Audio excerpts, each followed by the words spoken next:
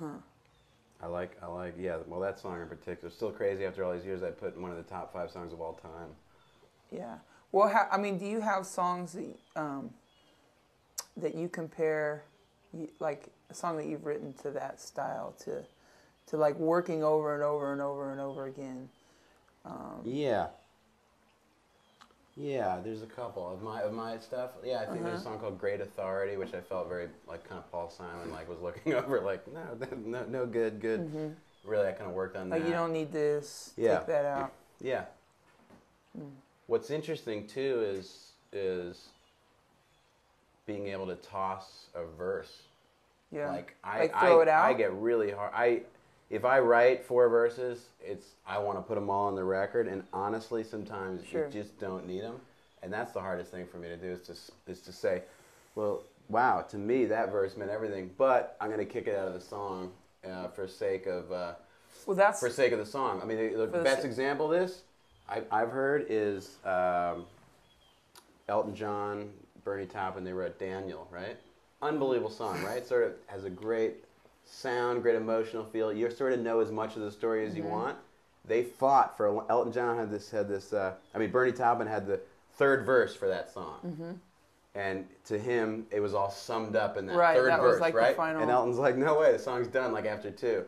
And look at the profound effect of that song. It's kind of deep song, right? It is. And maybe it would have been cool with the 3rd verse too. Probably an amazing 3rd verse, but cool. so what? Like, it's cool, but like, when do you get rid of it? Well, okay, so when do I want people to, I don't want to like sum everything up for people. I don't even want to paint the whole picture for people. I want to like give you a loose sketch of what I'm thinking of. But I really want to give you like the materials. I want to give you the paint and the paintbrushes and the canvas. And I want to maybe like maybe I want to put like a couple brush strokes on there. But I want you, the listener, to take what you've experienced in your life, listen to my lyrics, what I'm talking about, my story, listen to the music, see how that touches you, but then have your own interpretation. Exactly. And if you sum it all up, then you're doing a little too much work. Yeah. And then it's like this complete thing that I think maybe the listener might not really be able to participate in as much as they would have. Yeah. And also, like you can say too much. You don't want like, them to conclude. You want people to conclude for themselves, but you don't. When the classic thing, I'm sure you get all the time. I get it. Is like, what's that song about? Yeah. And I the first thing I say to people is, do you really want me to tell you? Like, it may blow your whole. I'll never forget. Like, that song's about me, getting up and having eggs and bacon. And they're like, oh, I thought it meant this and like that. that. Was about my father. What are you doing? Yeah. Yeah. Well, I heard Eddie Vedder once say, someone, like, he in an interview, someone was asking him, like, what is Jeremy? What is that song about? And he says, well, I know what it's about. But the problem is if I tell you what that song is about, then it changes what it's about for everybody else who thinks they know what it's about. Perfect answer, really. Yeah. So basically, this interview is a wry. I mean, no secrets will be dispelled. No, I'll talk candidly about what the songs are about, but I do too. But it's like you got to preface it, right? It's like, can you leave this open for interpretation, please? Well, yeah, Don't get bogged down. I'll say, like, I have a song called "So Much More," and everybody always asks because the opening line is, "When I heard the news, my heart fell on the floor. I was on a plane on my way to Baltimore." And people say, what was that news? Like, what was that song about? Yeah. And I'll always say, well, that opening line is about me finding out that George W. Bush was reelected. And I was on a plane when I found out. Yeah. And the pilot told us.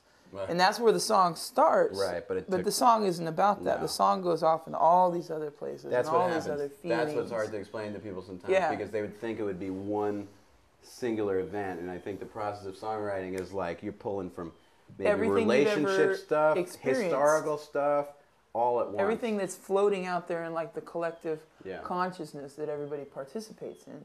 And love songs is another example of that because people like always say, "Oh, it's another love song." Like you keep writing, or they always tell me like, "Who's the woman that you write all these love songs about?" or whatever. And I mean, I have a girlfriend. I love my girlfriend, And I tell her, and she knows that like the songs aren't necessary. Just because you have a love song doesn't mean they're always about someone. Right. Like what about love? It just could be about the way you want to love or how you feel in love. Yeah.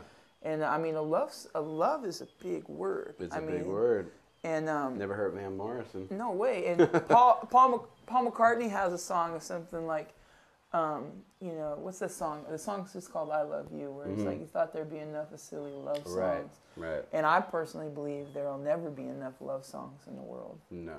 I think. Well, that's sort of like it's the steady stream of what music is in the first place. Would be love, right? So dedication, devotion. Like, what does love mean? It's you're professing. It's what a feeling towards something. It's like the purest form of music is devotional music. Devotion, meditation, love. It should all be in the same capsule. Mm-hmm. Why would you play it in the first place? Right. To spread just to love. Play. Yeah. I mean, like, what's the sake of playing music? Just to play music. Right. I mean, that's another thing. It's sort of wanting to tap into something, right? Yeah. The reason we probably both picked up a guitar or whatever first is like, wow, how can I get into that meditative headspace? What are you channeling? How can I get into that chord, that sound, that stream of, you know, consciousness, of love, whatever it would be called, right? Mm-hmm. How can I tap into that? It's sort of like the search, right? And that's why we continue to write. I mean, I think it's like it's amazing because sometimes you can feel pretty burnt on it too. Like, wow, can I actually? Do you ever like write a song and just go, all right, like I'm satisfied. Like that was a song, I wrote it. I'm good. I'm satisfied. Very rarely. I'm very It doesn't happen though. No, like that's not what it's about. It's like people think that like, you know, I don't know. You feel good for a day, maybe. Yeah. You feel good for a day, but then you're like, okay, like, it's not like, okay, performing is a rush. Hearing your song on the radio makes you feel good. But they all, like, performing and all that, I mean, that makes, that, like, that really just, like, that messes with your ego. That just makes you feel good for a moment. Yeah. But being on a quest to capture a feeling that you have that is virtually undescribable or unattainable. Like, you know, it's just it's God, it's religion, it's the creation of the universe, it's all the questions unanswered. Yeah. But you know it's there because you can feel it. And when I'm writing a song, I'm like, whatever the song's about, what I'm really trying to do is express myself and channel whatever's coming through me and to the fullest extent. It'd be like it's like you're flying. Like they say, if you can use 100% of your brain, then you could do anything. You could fly. You could levitate. You could move mountains. You could. That's what I feel like I'm trying to do when I write a song. I'm trying to tap into the truest, highest form of myself that I can be. And when I am pleased with the song I write, it feels good for a second. Yeah. Then you write it and it's done, and you're like, that feeling of creating is gone. It's sort the creating. Like sex. Okay. Sorry. Didn't mean to slander. No. But in a way, are you ever sad? I mean, come on. It's totally true. Hey, because in the moment, I'm cool. In the moment, like you're tapping in, you're connecting. But you still want to be part of the flow. And you're in the flow, and right? You need music. You need love. You need music. You need love. You need people. It's kind of all contained, isn't it? Yeah. I've never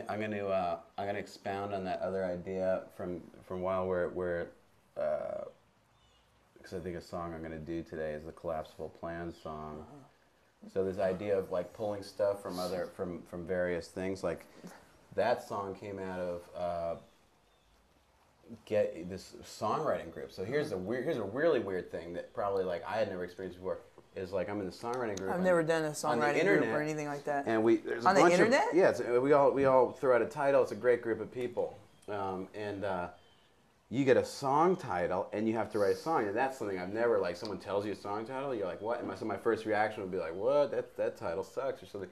So I got that title, Collapsible Plans, and then I was. Do you know who Robert Pollard is? Songwriter. It's Robert Pollard, I think. No. I heard him on NPR. That's how he writes songs. He just gets sits and brainstorms titles. It's a trip. And I've heard that like in Hollywood they make movies like that. Like there's like all these titles that are like already copywritten. It's kind of cool. It's like definitely another angle that I always made fun of the Nashville scene because it was like, oh, at 3 o'clock we're gonna write a song today. I was like, Yeah. God, that's never the way I've